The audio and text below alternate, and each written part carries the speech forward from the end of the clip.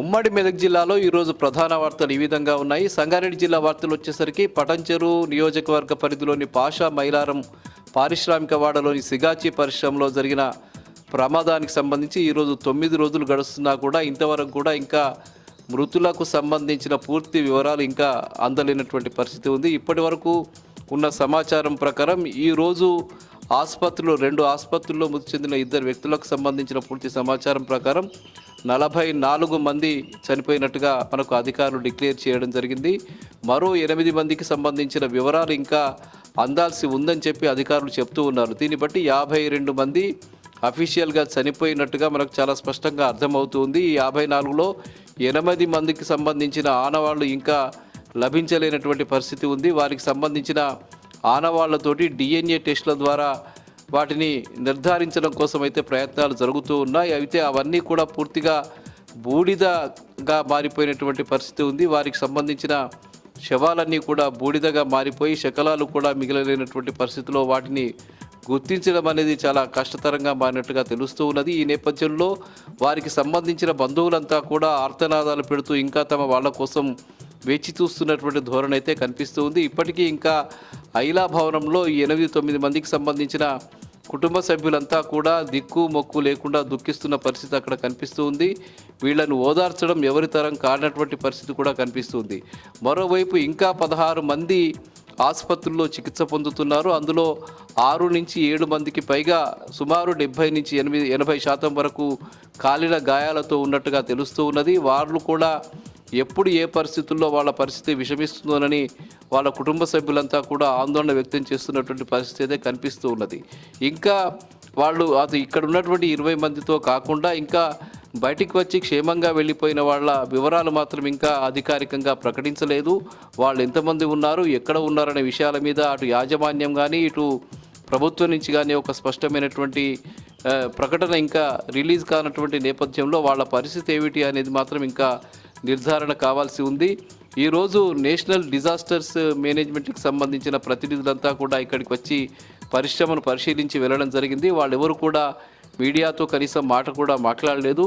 ఆ నివేదికకు సంబంధించి పూర్తిగా కేంద్ర ప్రభుత్వానికి అందజేయడానికి వాళ్ళు నిర్ధారణ వచ్చినట్టుగా తెలుస్తుంది. దీనికి సంబంధించి ఈ ప్రమాదం ఎట్లా జరిగింది, ఎవరి పొరపాటు వల్ల జరిగిందనే విషయాల మీద మాత్రం వాళ్ళు పూర్తి నివేదికని కేంద్ర ప్రభుత్వానికి సమర్పించబోతూ ఉన్నారు. అయితే ఈ మృతి చెందిన వ్యక్తులకు సంబంధించి పరిశ్రమ ప్రకటించినటువంటి ₹1 కోటి ఎక్స్గ్రేషియా విషయం ఇంకా స్పష్టమైనటువంటి వైఖరి ఇంకా రావడం లేదు. అటు అధికారుల నుంచి కానీ ఇటు పరిశ్రమ నుంచి కానీ ఇప్పటి వరకు ఒక్కరికి కూడా ₹1 కోటి సంబంధించిన ఎక్స్గ్రేషియా చెల్లించినట్టుగా ఎక్కడ అధికారికంగా ఎవరు ప్రకటించినటువంటి పరిస్థితి ఉంది. అయితే వివిధ రాష్ట్రాలు అటు బీహార్ కావచ్చు, మధ్యప్రదేశ్ కావచ్చు, ఒరిస్సా కావచ్చు, ఈ ప్రాంతాలకు సంబంధించిన రాష్ట్ర ప్రభుత్వాలు తమ రాష్ట్రాలలో చనిపోయినటువంటి కార్మికులకు సంబంధించి ఒక్కొక్కరికి ₹10 లక్షల ఇస్తామని చెప్పి ఆ ప్రభుత్వాలు ప్రకటించాయి. ఇప్పటికే అక్కడికి వెళ్ళినటువంటి కార్మికులకు ఆ ప్రభుత్వాలు డబ్బులు ఇచ్చినట్టుగా తెలుస్తుంది. అయితే ఆంధ్రప్రదేశ్ రాష్ట్రానికి సంబంధించిన కార్మికులు కూడా ఇందులో 14 మంది చనిపోయినప్పటికీ కూడా ఆంధ్రప్రదేశ్ ప్రభుత్వం ఇప్పటి వరకు కూడా ఆ కార్మికులకు ₹1 కూడా ఎక్స్గ్రేషియా ప్రకటించకపోవడం పట్ల కూడా తీవ్రమైనటువంటి విమర్శలు వ్యక్తమవుతున్నటువంటి పరిస్థితి ఉంది. ఇక మరోవైపు పరిశ్రమ నుంచి హామీ ఇచ్చినటువంటి ₹1 కోటి కూడా తక్షణమే చెల్లించాలని చెప్పి ఇక్కడ బీఆర్ఎస్ పార్టీకి సంబంధించిన నాయకులు, కార్మిక సంఘాల నాయకులు డిమాండ్ చేస్తున్న పరిస్థితి ఉంది. ఇక గుమ్మడిదల మండలంలో డంప్ యార్డుకు వ్యతిరేకంగా పెద్ద ఎత్తున ఆందోళన కొనసాగుతుంది. ఈరోజు 154వ రోజు కూడా పెద్ద ఎత్తున ఆందోళన కొనసాగింది. నల్లవెల్లి ప్యారానగర్ ప్రాంతానికి సంబంధించిన ప్రజలు దీక్షలు కొనసాగించారు. రేవంత్ రెడ్డి ప్రభుత్వం మొండి వైఖరి విడనాడి తక్షణమే డంప్ యార్డు ఏర్పాటు కోసం ఇచ్చినటువంటి జీవోను రద్దు చేయాలని చెప్పి ఆ మండలానికి సంబంధించిన ప్రజాప్రతినిధులు, అఖిలపక్ష నాయకులు, జేఏసీ నాయకులు, ఆయా గ్రామాలకు సంబంధించిన ప్రజలు డిమాండ్ చేస్తూ ఉన్నారు. ఇక సిద్దిపేట జిల్లా వార్తలు వచ్చేసరికి సిద్దిపేట జిల్లాలో ఎరువుల కోత తీవ్రమైనటువంటి పరిస్థితి ఉంది.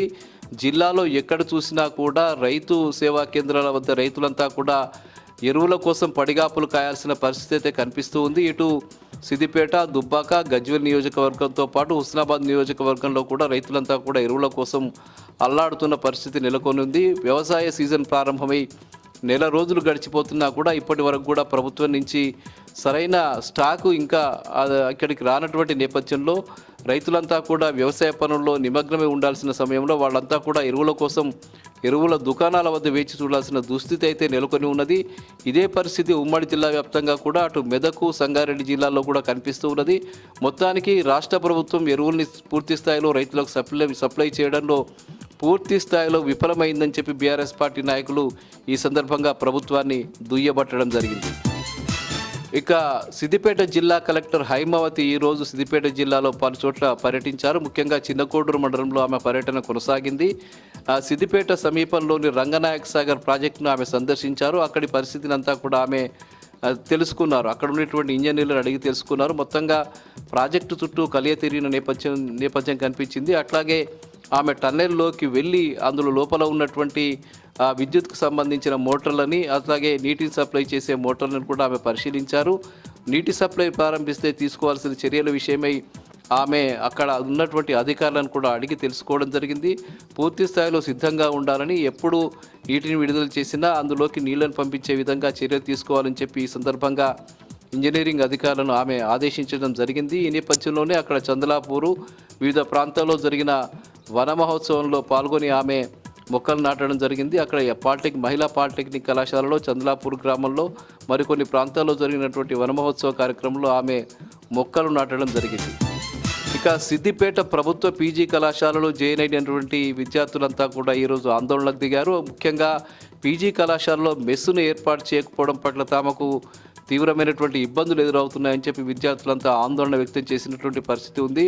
ఇందులో మెస్సు సౌకర్యం ఉందని చెప్పి నోటిఫికేషన్లో ఇచ్చిన నేపథ్యంలోనే తామంతా కూడా ఇందులో జాయిన్ అయ్యామని, ఇక్కడికి వచ్చిన తర్వాత అందులో మెస్సు లేదని తెలిసి చాలా ఇబ్బందులు ఎదుర్కొంటున్నామని, బయటకు వెళ్ళి భోజనాలు చేయడం, తినడం అనేది చాలా సమస్యగా పరిణమించిందని, ఆర్థికంగా కూడా చాలా సమస్య అవుతున్నదని చెప్పి విద్యార్థులంతా ఆందోళన వ్యక్తం చేశారు. తక్షణమే పీజీ కళాశాలలో మెస్సును ఏర్పాటు చేయాలని చెప్పి కొత్తగా జాయిన్ అయినటువంటి విద్యార్థులంతా కూడా డిమాండ్ చేసిన పరిస్థితి ఇక్కడ కనిపించింది. ఇవి ప్రధానంగా ఈరోజు ఉమ్మడి మెదక్ జిల్లాలో ఉన్న వార్తలు.